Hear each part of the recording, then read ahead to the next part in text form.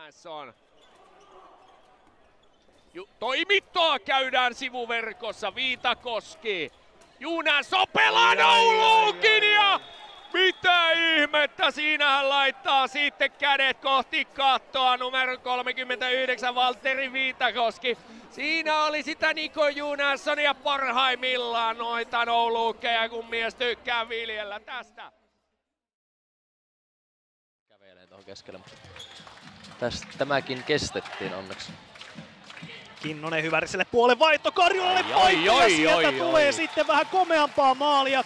Joona Karjula ja komea tuuletuskin vielä siihen päälle. Kyllä nuoret pojat laittoi jälleen show päälle. Pari poikki syöttöä, Joona Karjulalle hyvä paikka ja ottelu jo 3-1. Niklas Äijälä haastaa nopeasti sinne maalia kohti, kuitenkaan pääsi vetopaikalle, sen jälkeen seuraavaan tilanteeseen tullaan, nyt kääntyy nopeasti hyökkäykseen. Hyvä haasto tulee ja sieltä ensimmäinen maali tähän otteluun. Todella kauniisti Atte Kurkikangas haastaa alimman puolustajan ja sen jälkeen viedään Naki Karjalainen sinne kuuluisalle Nakki-kioskille, pistetään palloa verkkoon ja 6:04 ajassa BC 1-0 johto.